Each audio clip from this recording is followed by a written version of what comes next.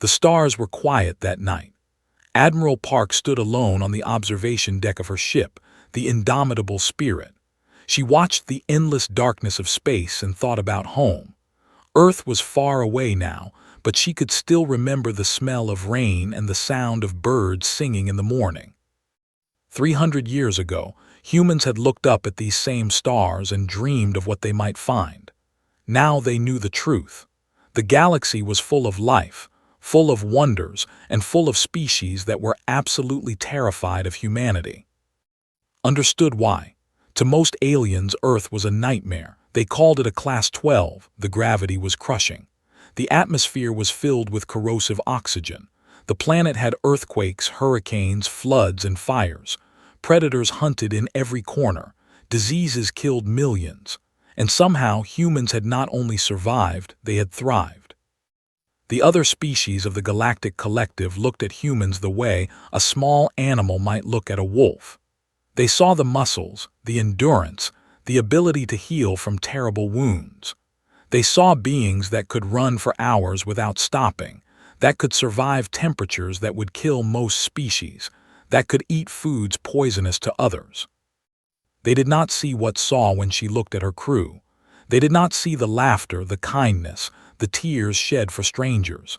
They only saw the predator. The door behind her opened with a soft hiss. Captain walked in, his boots clicking against the metal floor. He was a tall man with sharp eyes and a face that rarely smiled, but had served with him for 15 years, and she knew that behind his serious expression was a heart that cared deeply. "Admiral," he said, "we have received a distress signal." Turned to face him. "From where?" "The Outer Rim, Sector 774, handed her a tablet with the message decoded. "It's from a convoy, refugees." His expression grew serious. They were one of the soft species, being so gentle and fragile that they could barely survive outside their perfect. They had large eyes, translucent skin, and bones as light as paper. A human handshake could break their fingers. A human shout could damage their hearing. They were also one of the favorite targets of the Dominion. They were slavers. They traveled the galaxy capturing species too weak to fight back and selling them as laborers. The Galactic Collective had condemned them many times, but condemnation meant nothing without action, and the Collective never took action. They were too afraid of war, too comfortable with their peace. "How many ships in the convoy?" asked. 12 transport vessels, approximately 4,000 refugees, mostly families, children. His voice was flat but could see the tension in his jaw. "They have been running for 3 weeks. Their supplies are almost gone. 2 of their ships have failing engines. And the intelligence reports 3 warships in pursuit. They will reach the convoy in approximately 18 hours. Look back at the stars. 4,000 lives, families, children, running from monsters who wanted to put them in chains." The Collective had already been contacted. She knew what their answer would be. They would express concern. They would promise to investigate. They would do nothing. She made her decision. "Set a course for Sector 774, maximum speed." Did not look surprised, he simply nodded. "The crew will be ready." He turned to leave but called after him. "Tell Doctor to prepare the medical bay, and tell Lieutenant Shin to have his security teams ready, not for combat, for rescue." "Understood, Admiral." After he left, stayed on the observation deck for a few more minutes. She knew what this decision meant. The Collective would not be happy. Humanity was already watched with suspicion by most species. Taking military action without approval could make things worse. But some things mattered more than politics. Down in the medical bay, Dr. Sora was already preparing. She was a small woman with gentle hands and eyes that had seen too much suffering. She had joined the fleet to help people, and in her 10 years of service, she had saved more lives than she could count. When she heard about the refugees, her first thought was of the children. Children were even more fragile than the adults. Their immune systems were weak. Their bodies could not handle stress. If they had been running for 3 weeks, many of them would be sick. She began pulling out supplies, medicines that would be safe for biology, soft blankets that would not irritate their sensitive skin, food that they could digest. She worked quickly and efficiently, her mind focused on the task. Lieutenant Shin found her there an hour later. He was a massive man, built like a wall, with scars on his hands from years of combat training. Most aliens who saw him ran the other way. But Sora had known him since the academy, and she knew that those same hands had once spent an entire night building a blanket fort for his niece. "The Admiral says we're going in," Shin said. "I heard." Sora did not stop working. "How many security teams?" "All of them, but not for fighting." Shin's voice was quieter than usual. "For helping." Sora finally looked up at him. "You're worried?" "They have 3 warships. We have 1 heavy cruiser and 2 destroyers. If this becomes a fight, it will be ugly." "It won't become a fight if we're lucky." Shin shook his head. "We're never lucky." Sora smiled sadly. "Then we'll do what we always do. We'll make our own luck." Up on the bridge, Admiral Park watched as her fleet jumped into hyperspace. The stars stretched into lines of light, and then they were gone, racing toward the unknown. Behind her, the bridge crew worked in focused silence. They were young, most of them. They had joined the fleet for adventure, for honor, for the chance to see the galaxy. None of them had expected this. But none of them hesitated. That was what it meant to be human, thought. Not the strength, not the endurance, not the ability to survive anything the universe threw at them. It was the choice. The choice to run toward danger instead of away from it.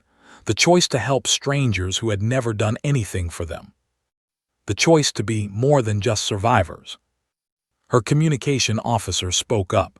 "Admiral, we've received updated intelligence. They have deployed 2 additional warships, 5 total now." His hands tightened on the railing. 5 warships against her 3 ships. The odds had just gotten much worse. But when she spoke, her voice was steady. "Maintain course. We're not turning back." The fleet flew on through the darkness, carrying hope toward those who had none. The nebula was beautiful and dangerous.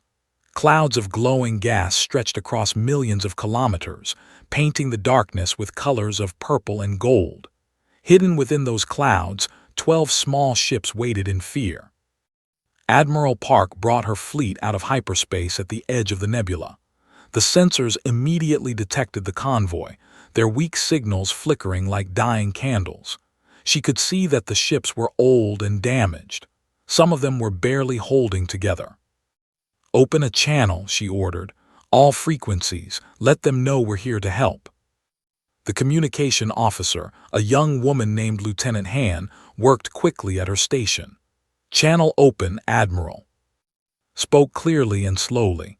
"Convoy, this is Admiral Park of the Earth ship Indomitable Spirit. We received your distress signal. We are here to help you. Please respond." Silence. Waited. She understood their fear. To the humans were monsters from a death world.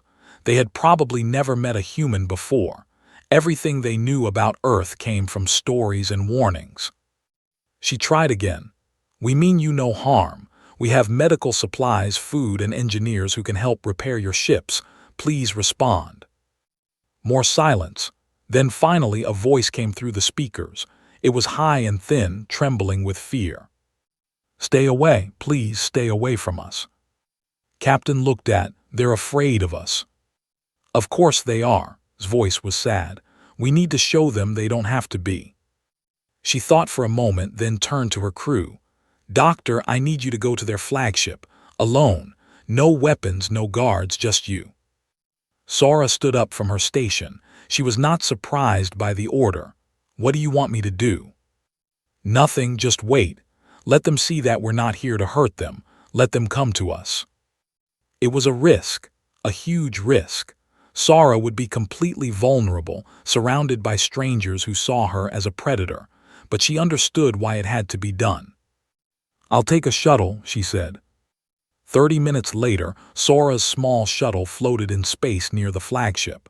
She did not try to dock. She did not try to communicate. She simply sat there, visible through the shuttle's window, and waited. Inside the ship, Elder watched the human through his viewing screen. He was old, even by standards. His translucent skin showed the blue veins beneath, and his large eyes were clouded with age. He had led his people through 3 weeks of running, 3 weeks of fear, 3 weeks of watching their hopes slowly die. And now sat outside his ship. "What is she doing?" asked one of his advisors. "I don't know," admitted. They watched as the human sat perfectly still. She did not move toward them. She did not make threats. She simply waited, her hands folded in her lap, her face calm. An hour passed, then 2, then 3. They watched in confusion. They had expected aggression, demands, violence. They had not expected patience. In the 4th hour, something happened that changed everything. A small child named Lyra slipped away from her caretakers. She was only 6 years old, orphaned during the escape from there. Her parents had been taken by and she had been alone ever since. Fear and curiosity pulled her toward the airlock where the human shuttle waited just outside. She pressed her small face against the window and looked at the human. Sora saw her, a tiny face with enormous eyes watching her with a mixture of terror and wonder. Sora's heart ached. She had seen that look before, on the faces of children in disaster zones, in war-torn cities, in places where hope had almost died. Very slowly, Sora reached into her pocket. She pulled out a piece of paper and began to fold it. Her fingers moved with practiced ease, creating bends and creases. After a few minutes, she held up the result, a small paper crane. Lyra's eyes grew even wider. Sora held the crane up to the window and smiled. Then she pointed at Lyra and mimed giving the crane to her. For a long moment, nothing happened. Then Lyra turned and ran. Sora's heart sank. She had scared the child away. But 10 minutes later, the airlock on the ship opened. Elder himself floated out, holding Lyra in his arms. They crossed the short distance to Sora's shuttle. Sora opened her own airlock. The old and the child entered her shuttle, and for the first time, human and stood face to face. Was shaking. Up close, the human was even more terrifying. She was so solid, so heavy, so full of life. He could see the muscles under her skin, could hear the powerful beating of her heart. Every instinct in his body screamed at him to run. But Lyra reached out her tiny hand toward the paper crane. Sora knelt down slowly, making herself smaller. She held out the crane and Lyra took it with trembling fingers. The child looked at the delicate paper bird, then looked at Sora, then smiled. It was a small smile, barely visible, but it was real. "Thank you," Lyra whispered. Sora felt tears forming in her eyes. "You're welcome, little one." Watched this exchange in silence. This creature from a death world, this being who could crush Lyra with one hand, had sat alone in space for 4 hours just to give a child a paper toy. It made no sense. It went against everything he had been told about. "Why?" he finally asked. "Why did you come here?" Sora looked up at him. "Because you needed help. But we are nothing to you. We are weak. We cannot give you anything. We cannot fight for you. We cannot work for you. We are useless." Sora shook her head. "You are not useless. You are people. You are families. You are children who deserve to grow up safe." She paused, choosing her words carefully. "We did not come here because you have something we want. We came here because helping others is what makes us human." Did not understand. He had lived for 200 years, and he had never met a powerful species that did not want something from the weak. Power always took from those who had less. "You must want something," he insisted. Sora smiled sadly. "We want you to be safe, that's all." Lyra tugged on his robe. "Elder, she made me a bird, she's nice." Looked down at the child, then back at the human. He thought about his people, starving and scared in their failing ships. He thought about the coming to take them all. He thought about how he had prayed for salvation and received only silence. Maybe this was the answer to his prayers. Maybe it looked different than he expected. "I will speak with your admiral," he said finally. 1 hour later, Admiral Park and Elder sat across from each other in the Indomitable Spirits conference room. The old looked tiny in the human chair, his feet dangling above the floor. "I must ask you," said, "we have nothing to offer you. If you save us, you gain nothing. You may even lose much. They are powerful. The Galactic Collective will not support you. Why would you risk so much for strangers?" Leaned forward. "Elder, I come from a world that tried to kill my ancestors every single day. Earthquakes, storms, predators, disease. Do you know how we survived?" Shook his head. "We survived because we helped each other. The strong protected the weak. The healthy cared for the sick. We built communities, families, nations. We learned that the only way to overcome a cruel universe was to be kind to each other." She paused. "We know what it is to be afraid, Elder. That is exactly why we came." Was silent for a long time. Then slowly he bowed his head. "Then I place my people in your hands, Admiral. May your kindness not be repaid with sorrow." At that moment, alarms began to ring throughout the ship. Lieutenant Hand's voice came through the speakers. "Admiral, to the bridge. Scout ships detected at the nebula's edge." The hunters had found their prey. Admiral Park stood on the bridge and studied the tactical display. Red dots marked the scout ships hovering at the edge of the nebula. They had not attacked yet. They were waiting, watching, gathering information for the main fleet. "How long until the rest of the arrive?" she asked. Captain checked the data. 6 hours, Admiral, maybe less." 6 hours. 6 hours to prepare 4,000 frightened refugees for what was coming. 6 hours to repair broken ships, heal sick people, and somehow convince them that the monsters from the Deathworld were actually their friends. Made her decision quickly. "We bring the convoy inside our formation. Their ships are too weak to survive on their own. We use our shields to protect them, our hulls to hide their signatures. The scanners will only see 3 human ships." "That will make our formation awkward," pointed out.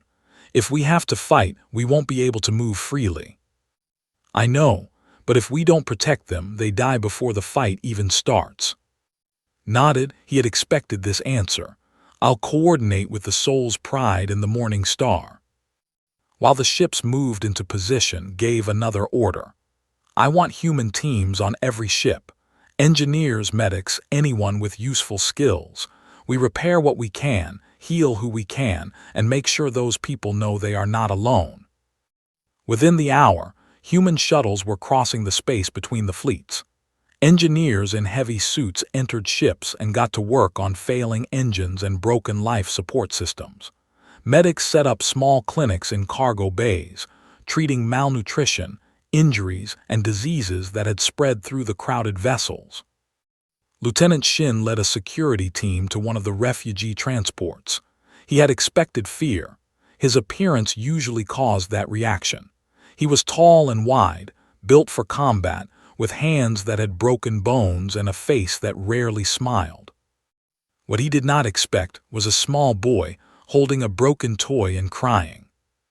The toy was a simple thing, a little figure made of wire and cloth. It had been damaged during the escape, its arm torn off and its body bent. The boy held it against his chest and would not be comforted by the adults around him. Shin stood there, unsure what to do. He was trained for violence, for protection, for facing enemies who wanted to do harm. He was not trained for crying children. But then he remembered his niece back on Earth. He remembered the time she had broken her favorite doll, and how her tears had hurt him more than any wound. Slowly, carefully, he knelt down in front of the boy.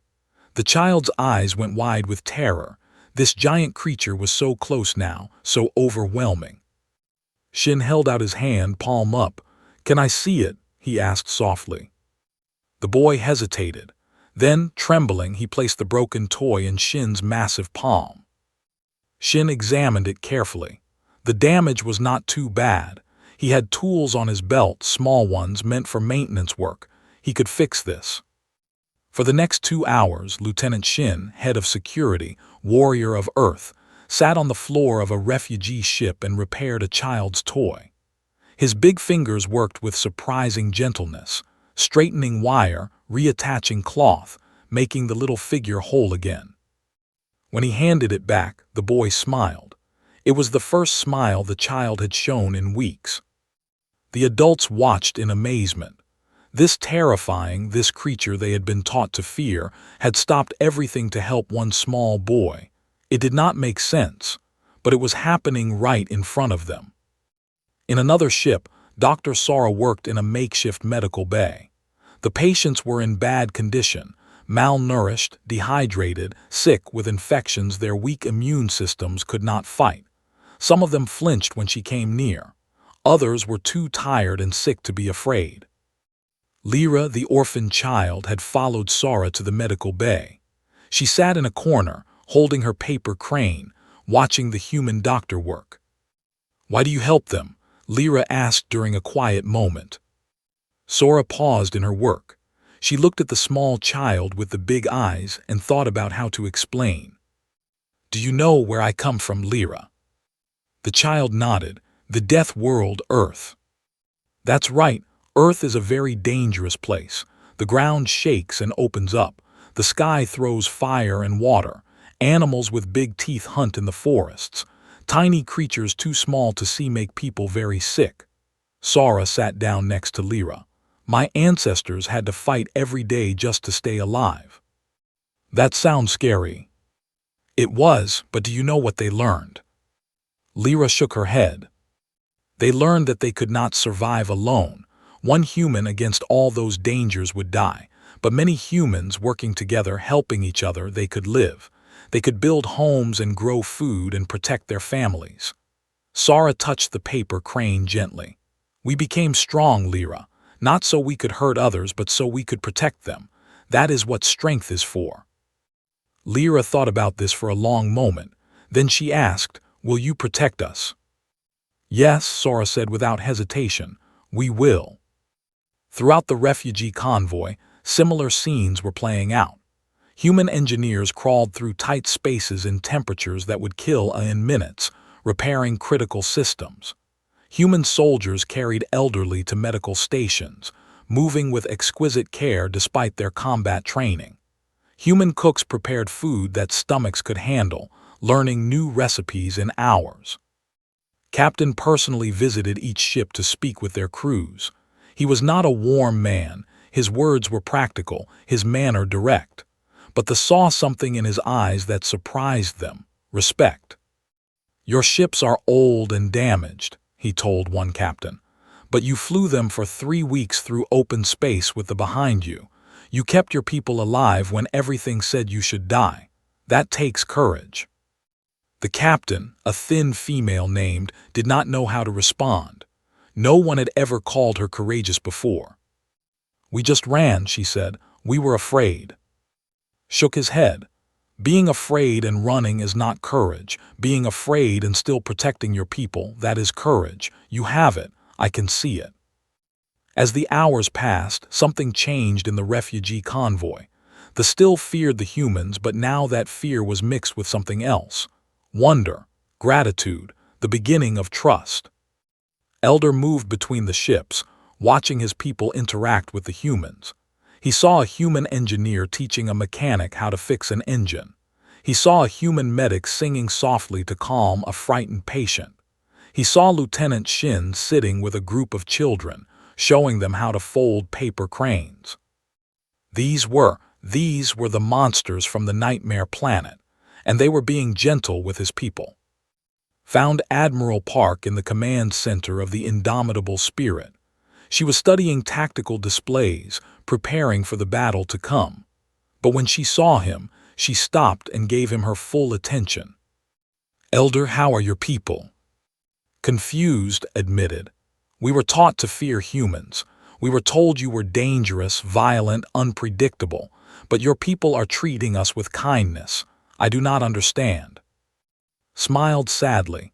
We are dangerous, we are capable of great violence, but we choose how to use that power. We choose to protect instead of destroy.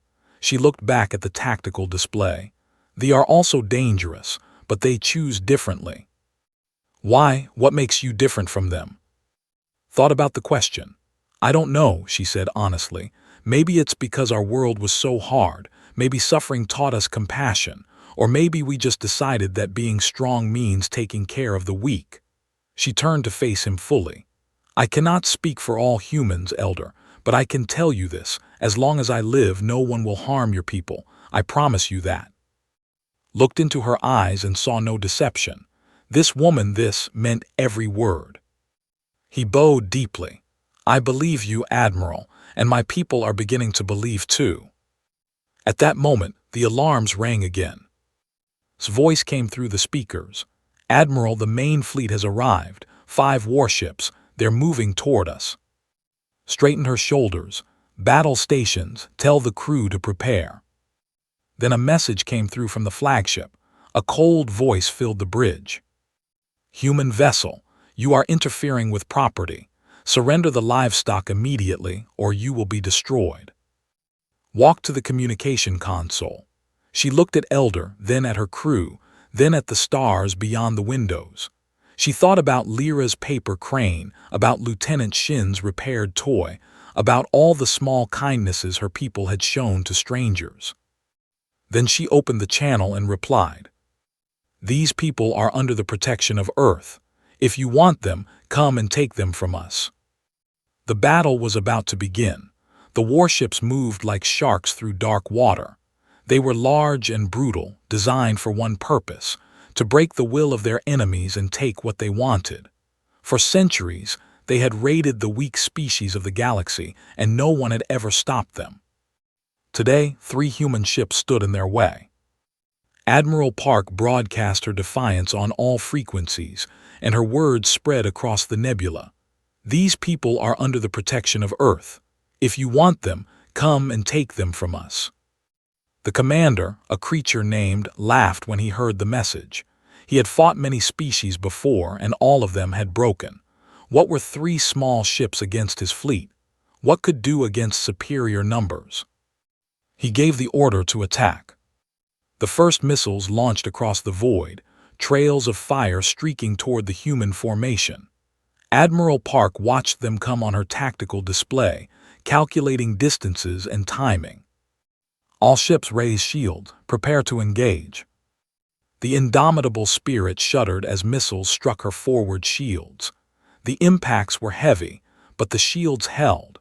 Human engineering was built for survival, designed by people who had learned to endure everything their planet could throw at them. Captain worked the tactical console with calm efficiency, returning fire, targeting their lead destroyer. Human weapons were not fancy. They did not have elegant plasma streams or beautiful energy beams. They had kinetic projectiles, chunks of metal accelerated to incredible speeds by magnetic rails. Simple, brutal, effective. The first salvo tore through the destroyer's shields and punched holes in its hull. The ship did not explode, but it veered away, wounded and smoking. Commander's laughter stopped. He had not expected the humans to hit so hard. All ships concentrate fire on the lead human vessel, he ordered. The indomitable spirit became the center of a storm. 5 warships poured weapons fire into her shields, trying to break through by sheer force. Alarms rang throughout the ship. Crew members held onto their stations as the deck shook beneath them. Gripped her command chair but did not flinch. Hold formation, protect the convoy. Behind the human ships, 12 transports huddled together like children hiding behind their parents. Their crews watched the battle in terror. They could see the flashes of weapons, feel the vibrations of impacts, hear the screaming of stressed metal. They were helpless to do anything but watch. Elder stood on the bridge of his flagship and prayed. He prayed for the humans who were dying to protect strangers. He prayed for his people who had suffered so much. He prayed for a miracle. The battle grew worse. One of the destroyers broke away from the main group and tried to circle around the human formation. Its target was the transports. If it could destroy even one refugee ship, it would show that the humans could not protect everyone. Commander O, captain of the destroyer Soul's Pride, saw the threat immediately. Her ship was the smallest in the human fleet, but she did not hesitate. She broke formation and moved to intercept. "All power to forward shields," she ordered. "Put us between them and the refugees." The Soul's Pride was not designed to fight alone against a warship. It was designed for speed and precision, not heavy combat, but did not care about odds. She cared about the 4,000 people she had sworn to protect. The destroyer opened fire. The Soul's Pride took hit after hit, her shields flickering and failing. But she kept her position, kept blocking every shot that might reach the refugee ships behind her. "Hull breach on decks 4 and 5, reported her first officer. "Casualties mounting." "Maintain position," said through gritted teeth. "We hold the line." On the indomitable Spirit, Admiral Park saw what was happening. She saw the Soul's Pride sacrificing herself to protect the convoy. She saw his ship being torn apart piece by piece. "Can we help her?" His face was grim. "If we break formation, we expose the other transports. We'll destroy them." It was an impossible choice. Save one ship or save the many. Closed her eyes for just a moment, then made her decision. "Signal, tell her to hold as long as she can. We'll end this fast." She turned to her communication officer. "Open a channel to the flagship." Elder's face appeared on her screen. "Admiral, what can we do? We want to help, but we have no weapons, no defenses." Had an idea. It was desperate, but it might work. "Elder, your species can interface directly with computer systems, correct? Through your bioluminescent abilities." "Yes, but..." "Can you hack into the fleet's coordination network? Disrupt their communications?" His eyes widened. He had never thought of using his people's gift as a weapon, but he understood immediately what the human was asking. It would be dangerous. Our people would have to connect directly to the enemy systems if they trace the signal back. "Can it be done?" Looked at his crew, then back at the Admiral. The humans were dying for his people. The least they could do was take a risk in return. "Yes," he said, "it can be done." Within minutes, technicians across the convoy began their work. Their fingers glowed with soft light as they reached out across the digital void, touching the systems with minds trained for communication, not combat. The effect was immediate. Ships began receiving wrong information. Their targeting systems gave false coordinates. Their communications filled with static and confusion. One warship fired on another by accident, causing an explosion that damaged both. Commander screamed orders that no one could hear clearly. His perfect coordination was falling apart. Lieutenant Shin saw the opportunity. "Admiral, the flagship's shields are weakening. Their coordination is broken. If we hit them now..." "Do it," ordered. "All weapons target their flagship, everything we have." The indomitable Spirit and the Morning Star turned their guns on ship. Rounds, missiles, everything they had left poured into the flagship. The ship's shields shattered. Its hull cracked. Fire bloomed in the darkness of space. Its warship began to drift, crippled and burning. The remaining ships hesitated. Without their commander, without their coordination, they did not know what to do. Then, one by one, they began to retreat. The battle was over. But victory had come at a terrible cost. The Soul's Pride was gone. Commander O and 47 of her crew had given their lives protecting the convoy. Her ship had held the line until the very end, taking fire that would have destroyed the refugees, refusing to move even as she died. Admiral Park stood on her damaged bridge and looked at the debris field where the Soul's Pride had been. She had lost people before. Every commander did, eventually, but it never got easier. It never hurt less. "Record the names of the fallen," she said quietly. "All of them. They will be remembered. Across the fleet, humans and alike mourned. They did not fully understand why these strangers had died for them, but they understood sacrifice. They understood courage. They wept for people they had only just met, for heroes who had given everything. Dr. Sora found Lyra crying in the medical bay. The child had seen the battle, had seen the soul's pride disappear in fire and light. She did not understand war, but she understood that good people were gone. Sora held her gently. "I know it hurts, little one." "Why did they die?" Lyra asked. "Why did they die for us?" Sora did not have a good answer. She only had the truth. Because they believed you were worth protecting, because they thought your life was more important than their own. She wiped the tears from Lyra's face. "Remember them, Lyra. Remember what they did. That is how we honor them."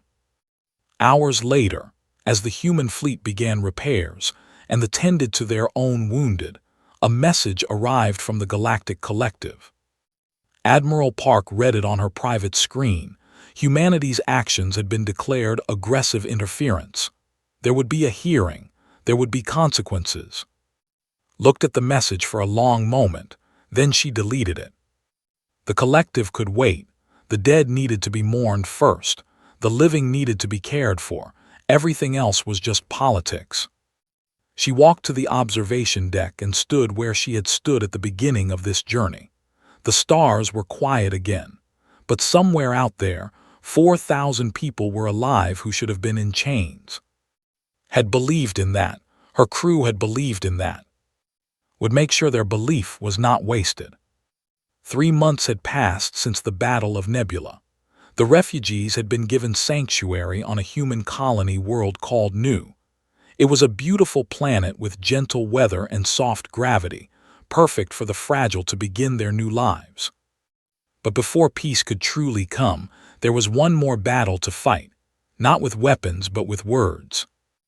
Admiral Park stood before the Galactic Assembly, the great council where all species of the collective gathered to discuss matters of law and order.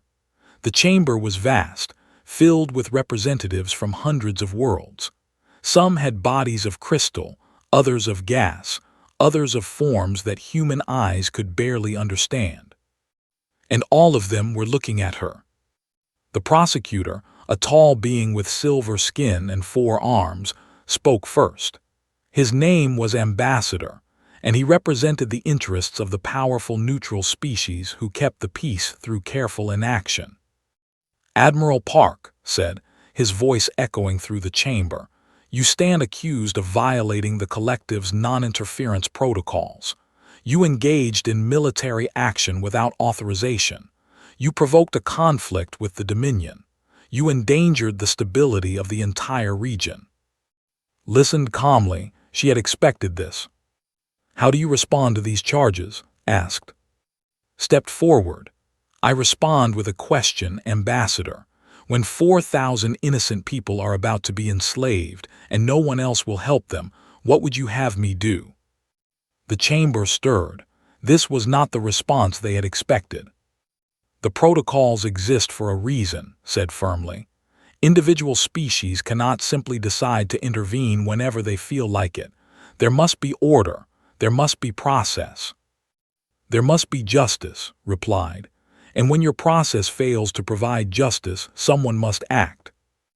The debate went on for hours, presented evidence of the chaos humanity's actions had caused. He spoke of the delicate balance between species, the treaties and agreements that kept the peace. He argued that if everyone acted like the humans, the galaxy would descend into war. Defended herself with facts and figures, with the testimony of her crew, with the simple truth that they had saved 4,000 lives. But she could see that the assembly was not convinced. They were afraid of change, afraid of conflict, afraid of a species that did not follow their careful rules. Then Elder asked to speak. The old walked slowly to the center of the chamber. He looked small and fragile surrounded by all these powerful beings. His voice was thin, barely loud enough to reach the microphones, but every word carried weight. "I have lived for 200 years, began. In that time, I have seen my people suffer more than I can describe. They have raided our worlds for generations. They have taken our children, our parents, our friends. They have put us in chains and worked us until we died." He paused, gathering his strength. "And in all that time, we asked the collective for help. We sent messages, pleas, desperate cries. Do you know what we received in return? Sympathy, condolences, promises to investigate." His voice grew harder. "We received nothing. You did nothing." The chamber was silent. Then the humans came. His voice softened. The monsters from the nightmare planet, we were terrified of them. Everything we knew said they would hurt us, use us, destroy us. "But do you know what they did?" asked. "A human doctor sat in space for 4 hours just waiting for us to trust her. A human soldier spent 2 hours fixing a child's broken toy.